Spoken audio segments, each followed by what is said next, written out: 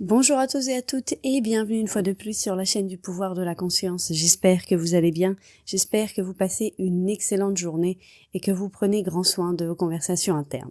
Aujourd'hui, une conférence de Neville Goddard intitulée « Le repentir, un don de Dieu ». Avant de commencer avec la lecture, je vous invite à vous abonner à la chaîne si vous ne l'avez pas encore fait et n'hésitez pas à partager son contenu si vous pensez qu'il peut aider des personnes de votre entourage. Sans plus attendre et en vous remerciant de votre temps précieux, on commence avec la lecture.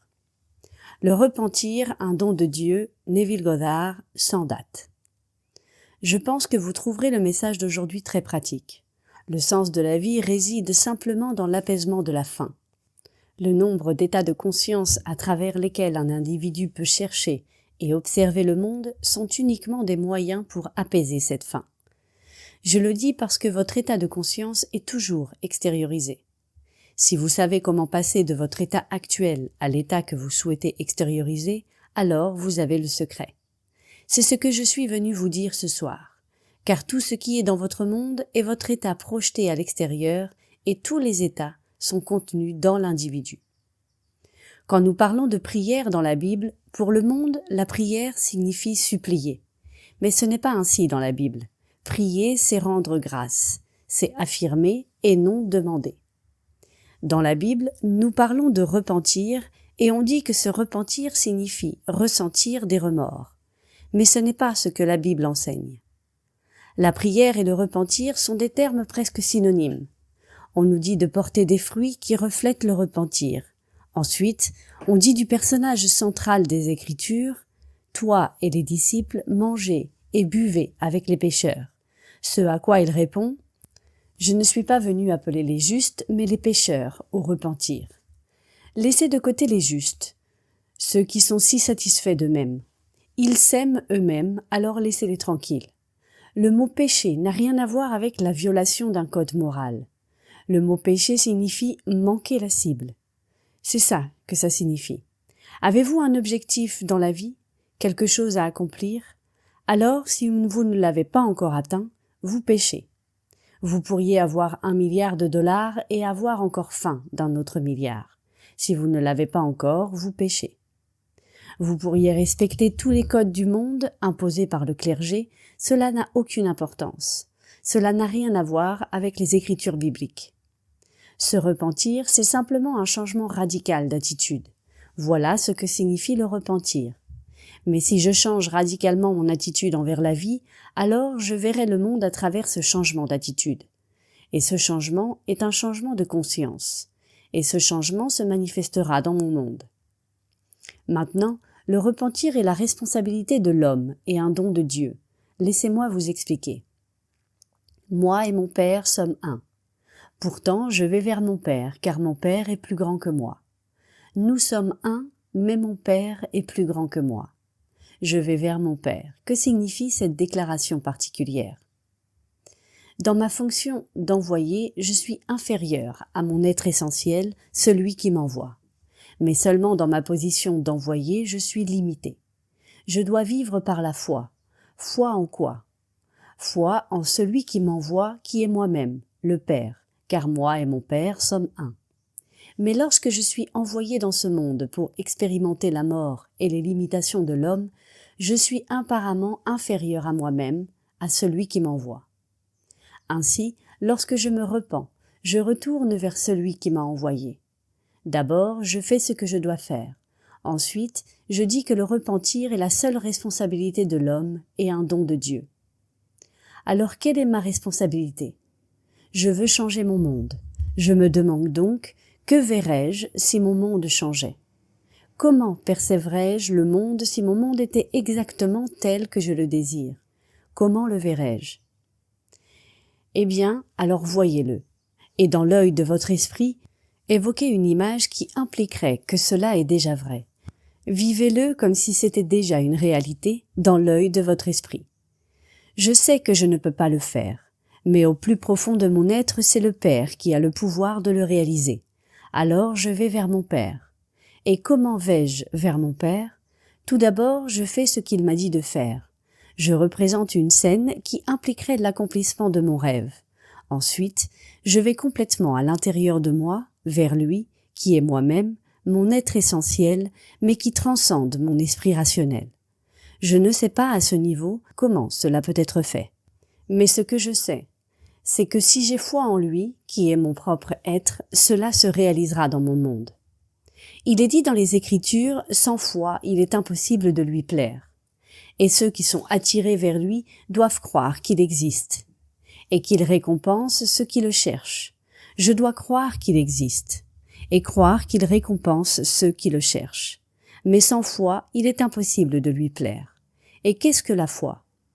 Ce même chapitre des Hébreux nous le définit. La foi est la certitude de ce qu'on espère, la conviction de ce qu'on ne voit pas. Par la foi, les mondes eux-mêmes ont été créés par la parole de Dieu.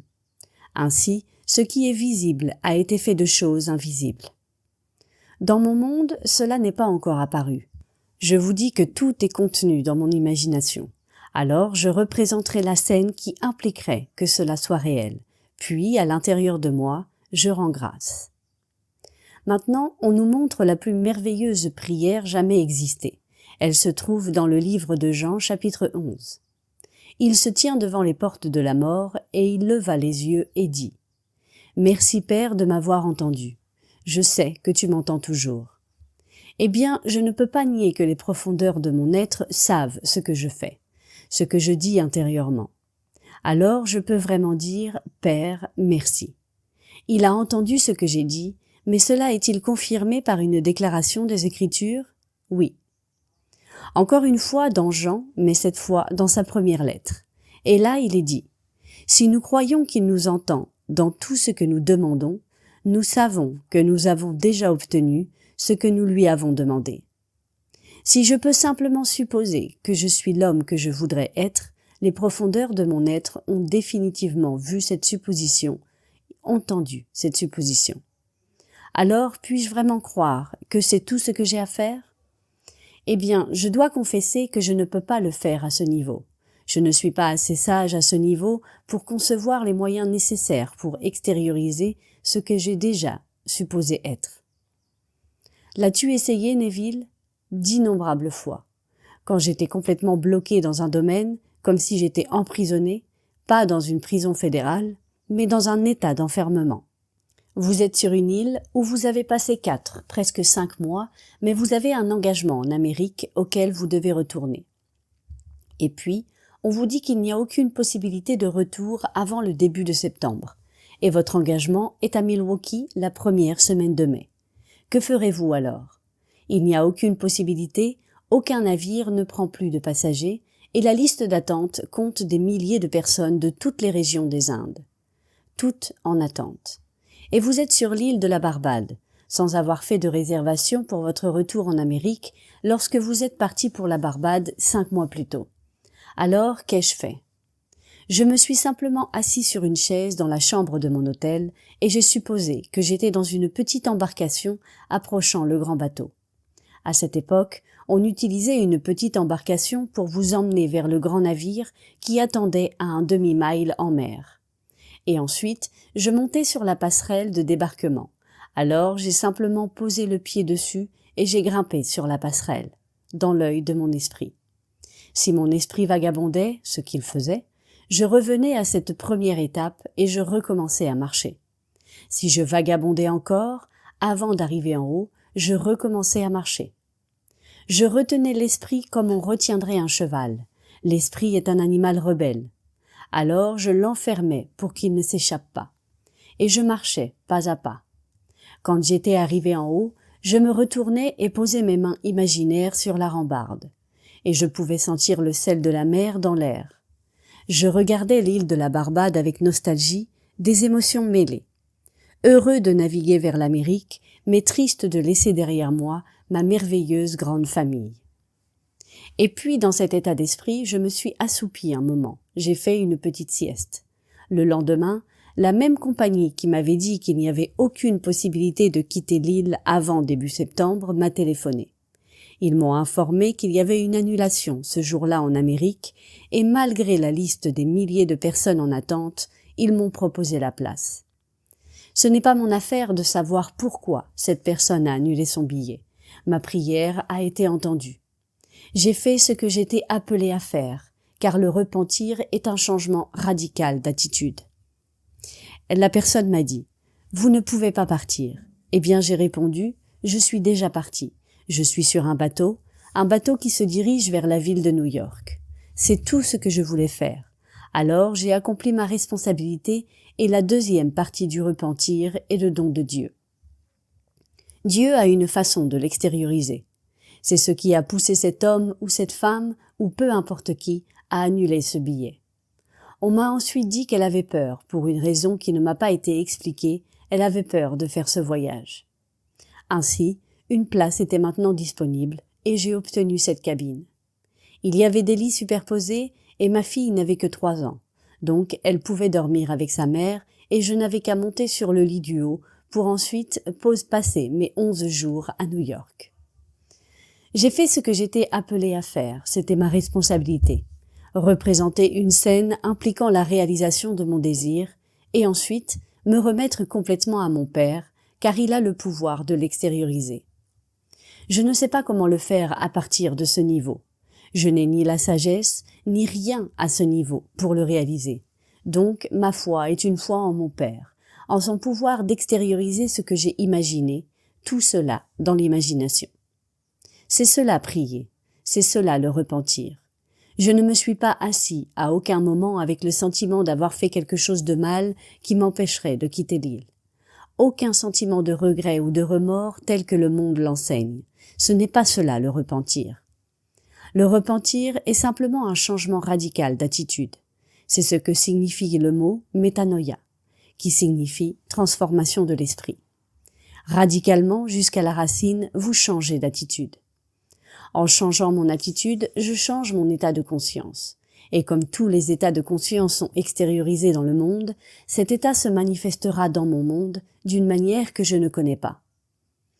Il est dit « Mes voies ne sont pas vos voies. Mes voies ne peuvent être expliquées.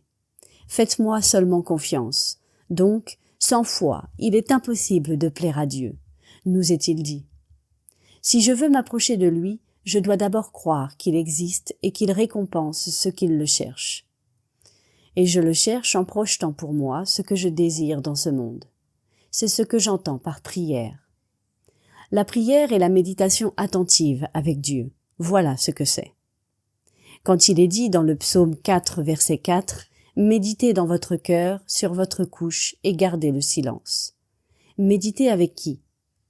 Je n'ai besoin de l'intervention d'aucun prêtre, aucun rabbin, ni aucun être céleste. Je médite avec moi-même. La profondeur de mon être est Dieu le Père, c'est mon être essentiel, et il est un avec l'esprit superficiel, appelé Neville. Et dans la fonction de l'envoyé, appelé Neville, je suis inférieur à mon être, celui qui m'envoie. Mais l'envoyé et celui qui m'envoie ne font qu'un. Vous et Dieu le Père, vous êtes un. Mais dans la fonction de l'envoyé, vous êtes comme un ambassadeur. Vous ne parlez pas avec la même autorité que celui qui vous a envoyé pour le représenter. Donc, je me représente dans le monde de la mort. Mais celui qui m'envoie est plus grand que moi.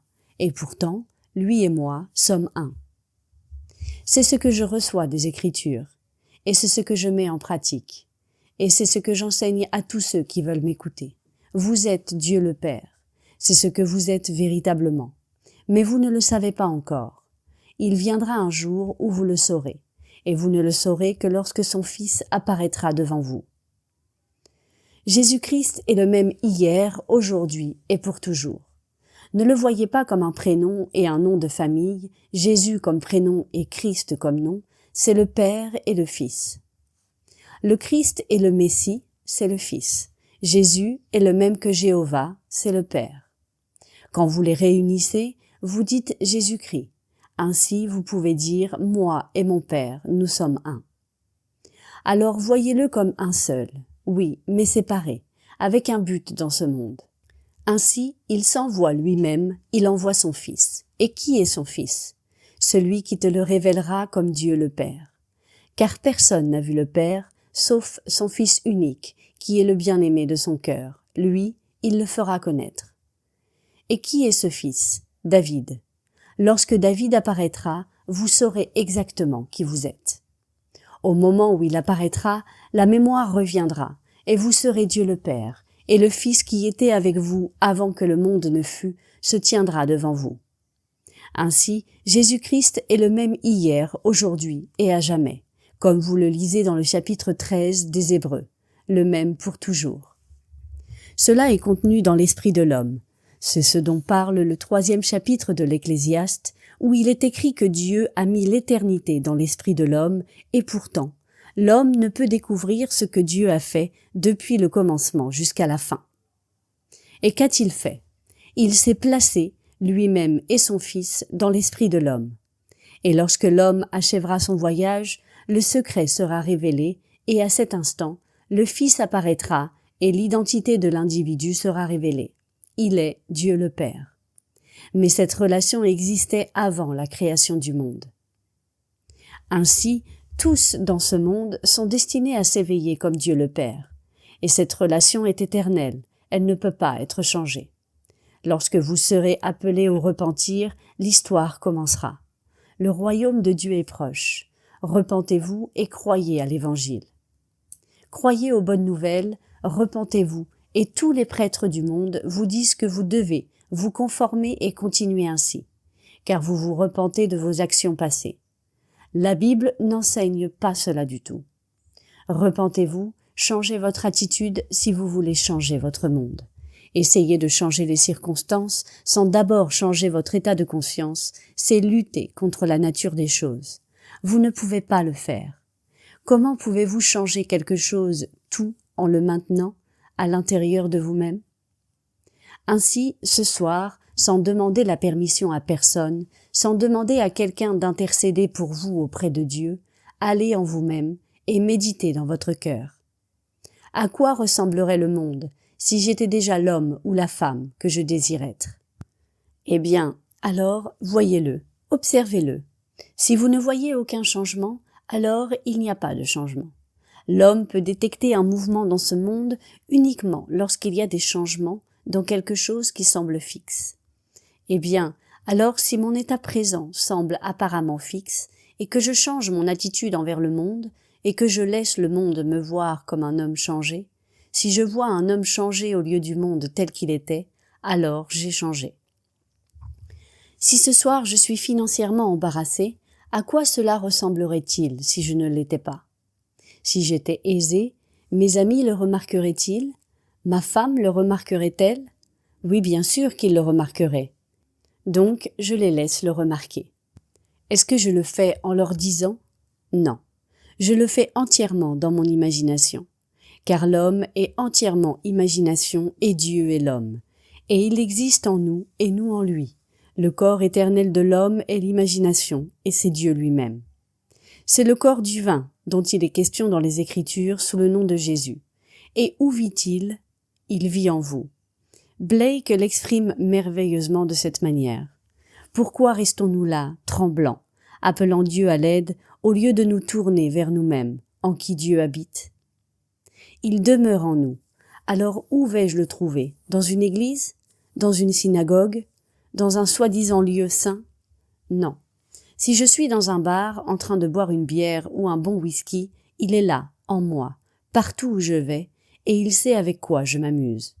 Et il manifestera tout ce que j'entretiens en moi.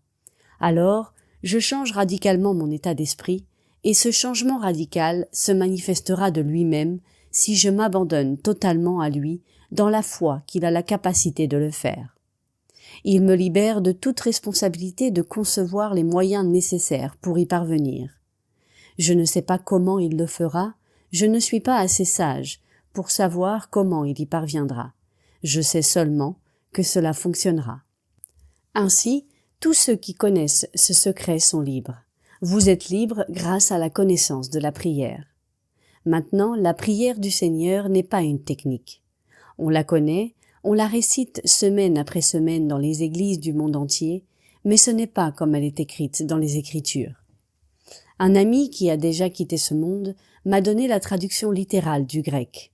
Ce que nous avons dans notre Bible est traduit du latin, qui n'a pas de passif impératif. Il ne pouvait donc pas former la prière de l'évangéliste. Le passif impératif est quelque chose qu'il faut absolument et continuellement faire. Et voici le verset. Notre Père qui es aux cieux, ton nom doit être sanctifié, ton royaume doit être restauré, ta volonté doit être accomplie. Voilà comment c'était écrit. C'est une œuvre dramatique qui se joue pour toujours, sans aucune référence à sa durée, à sa position dans le temps ou à sa répétition. Elle doit se produire en permanence. Et cette œuvre, l'œuvre du Père et du Fils, se produit en l'homme. Et à la fin, quand l'individu ici sera conduit à cet endroit, il le comprendra. Il réalisera en lui-même l'œuvre éternelle. Et lorsque toute l'œuvre sera accomplie en lui, il aura achevé ce qu'il était venu faire.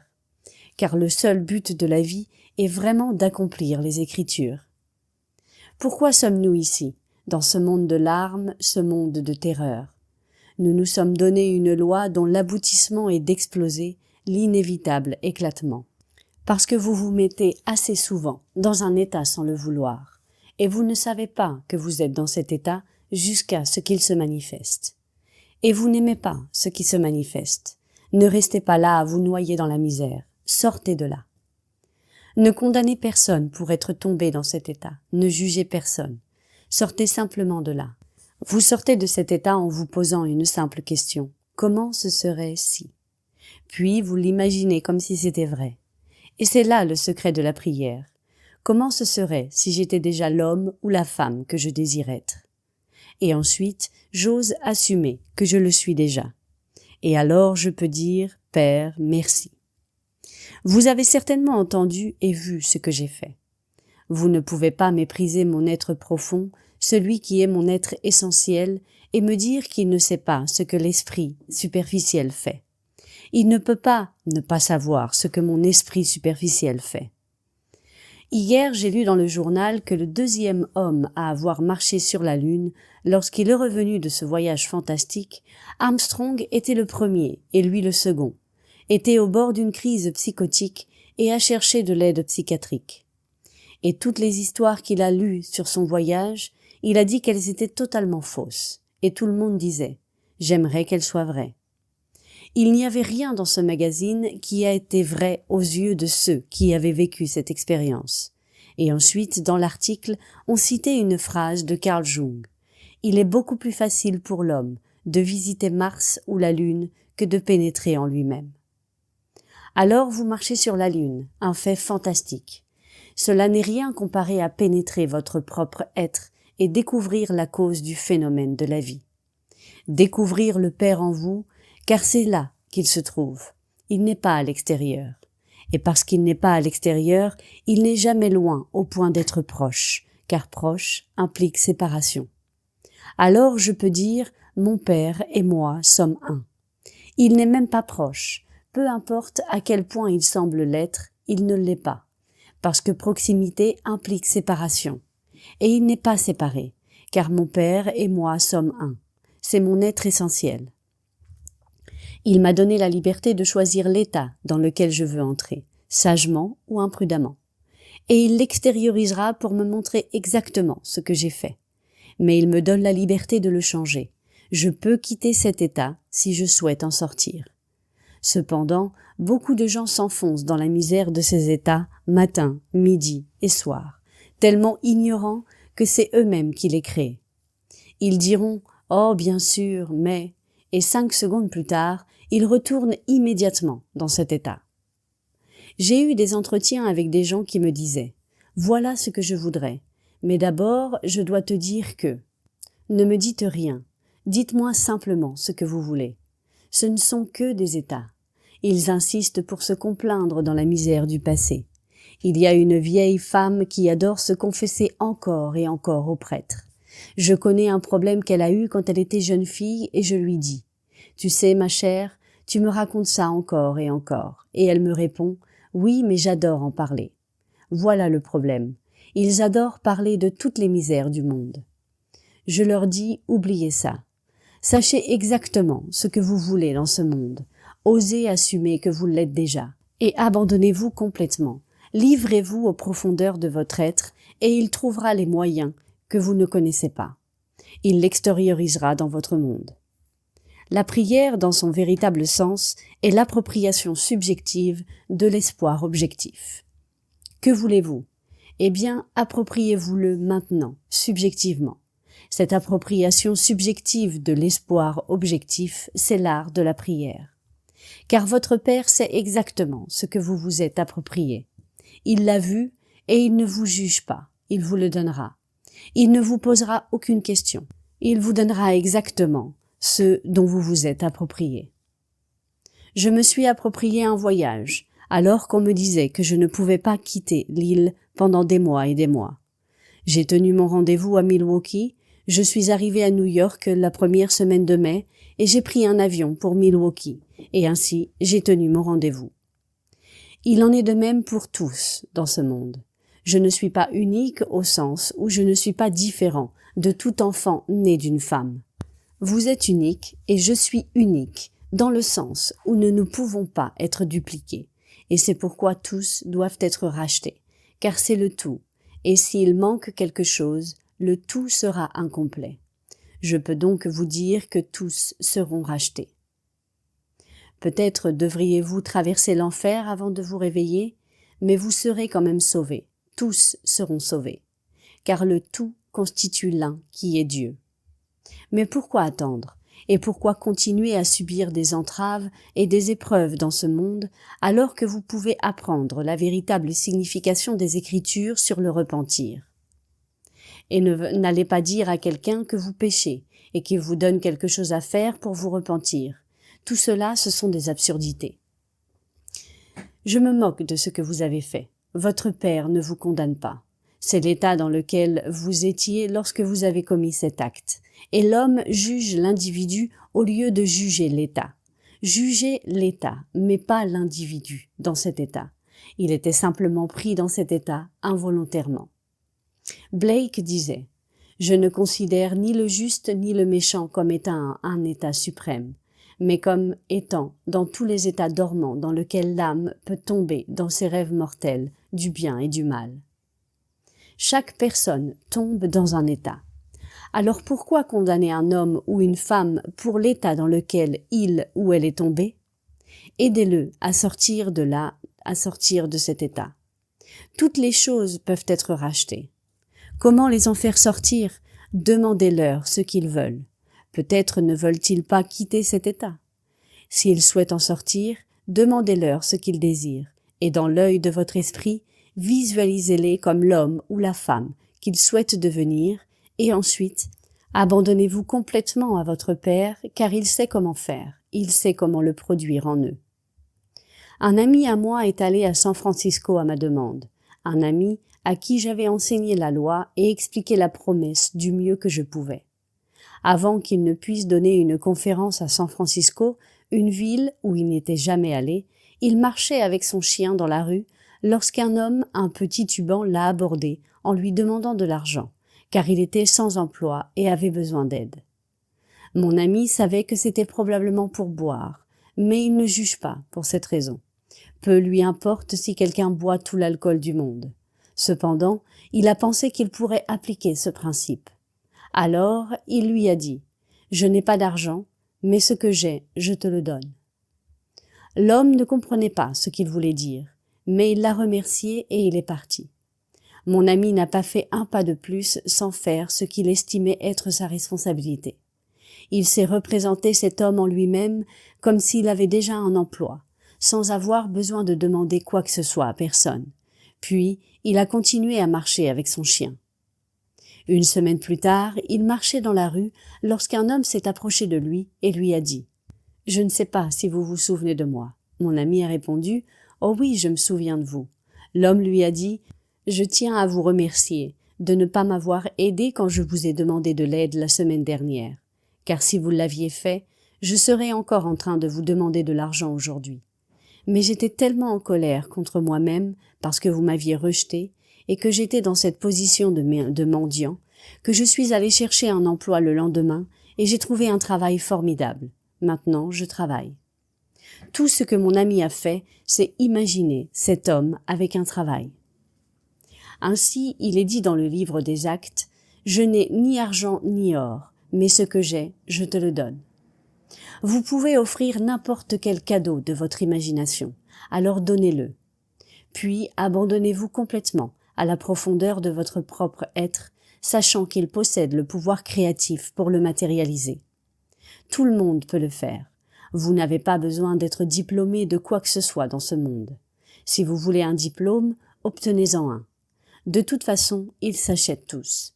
Vous pouvez envoyer 30 $ par courrier en Inde et ils vous donneront un diplôme. Vous voulez quelque chose de plus élevé? Obtenez quelque chose de plus élevé. Tout ce que vous voulez. Mais sans examen ni étude, vous pouvez obtenir un diplôme de toute façon. Ce sont les plus grandes absurdités. Et tant de gens aujourd'hui se disent docteurs en ceci ou cela et ont payé pour ce titre. Restez-en aux faits les plus importants, au meilleur livre de tous, la Bible, qui ne change jamais.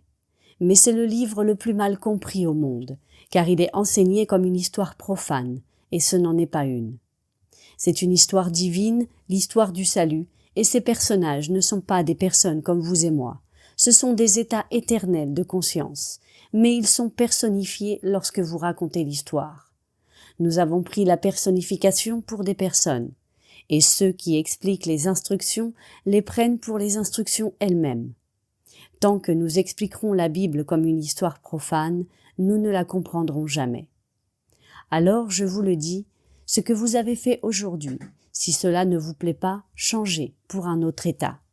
N'essayez pas de l'éliminer, ne restez pas dans cet état, sinon vous le reproduirez. Vous le ferez encore et encore tant que vous y demeurez. Vous pourrez affirmer jusqu'à l'éternité « je ne ferai plus jamais cela ». Et vous vous retrouverez peut-être à le refaire dans les 24 heures. Sortez de cet état. Et que ce soit comme si vous ne l'aviez jamais fait pour toute l'éternité. Car maintenant, cela ne fait plus partie de vous. Cela ne fait pas partie de votre nouvel état. Mais vous n'êtes pas un état. Vous êtes toute imagination. Et l'imagination n'est pas un état. Tout le reste est des états, sauf l'imagination. L'imagination est l'individu lui-même. C'est Dieu. Votre belle imagination humaine. Lorsque vous dites « je suis », c'est Dieu pour toujours et à jamais. Alors mon nom est en lui, et donc où irai-je chercher Dieu? Maintenant, sans foi en Dieu, en votre merveilleuse imagination humaine, vous ne pouvez pas lui plaire. Alors qui viendra à lui? Vous devez d'abord croire qu'il existe. Je n'ai pas besoin de vous demander si vous êtes conscient d'être. Vous savez déjà avec certitude que vous êtes conscient d'être. Eh bien, c'est dire « je suis ». Jusqu'à ce point, vous savez donc que vous existez. Peut-être pensez-vous que vous mourrez lorsque le corps physique mourra. Je vous dis que vous ne mourrez pas avec le corps physique. Vous pensez peut-être que changer d'état est un changement dans le sens de la mort, mais ce n'est pas le cas. L'individu passe d'un état à un autre, mais les états demeurent éternels pour que d'autres puissent les occuper. Je laisse derrière moi la ville de Los Angeles et je me déplace ailleurs, mais la ville de Los Angeles reste. Je suis le pèlerin, celui qui se déplace. Et le pèlerin, c'est votre merveilleuse imagination humaine, c'est votre être immortel. Vous ne pouvez pas mourir. Vous ne pourrez pas aller vers la mort éternelle dans ce qui ne peut pas mourir. Voilà votre être immortel, mais vous resterez dans ce monde jusqu'à ce que vous découvrez qui vous êtes, et personne au monde ne pourra vous convaincre, à part le Fils. Quand le Fils apparaîtra, tous les arguments cesseront. Vous saurez exactement qui vous êtes, vous saurez que vous êtes Dieu le Père. Rien d'autre ne pourra vous convaincre de cela. Je pourrais essayer de vous convaincre jusqu'à la fin des temps, mais rien ne vous convaincra davantage que lorsque vous verrez David. Quand vous verrez David, le psalmiste, il est le Messie, il est le Christ. Et Jésus est le Dieu Jéhovah. Voilà le mystère. David, dans l'esprit, l'a appelé mon Seigneur, comme un fils parle à son père. Mon Seigneur. À l'époque où cela a été écrit, les fils appelaient leur père mon Seigneur. Abraham l'a appelé mon père. J'espère que vous prendrez cela au sérieux ce soir et que vous vivrez réellement selon la loi. Elle ne vous décevra pas, je vous l'assure. Vous pouvez transformer votre monde et le conformer à votre état idéal. Enseignez-le à ceux qui veulent écouter. Beaucoup ne le feront pas. mais ne vous inquiétez pas. S'ils ne vous écoutent pas, laissez-les tranquilles. Ne cherchez pas à les forcer à comprendre. Mais je vous dis que la croissance spirituelle est la transition progressive d'un Dieu de tradition à un Dieu d'expérience. Et progressivement vous grandirez, et grandirez jusqu'à oublier les traditions et à trouver le Dieu de l'expérience. Quand vous le trouverez, vous ne le laisserez pas partir. Vous saurez que toutes choses se produisent dans votre merveilleuse imagination humaine. Maintenant, entrons dans le silence.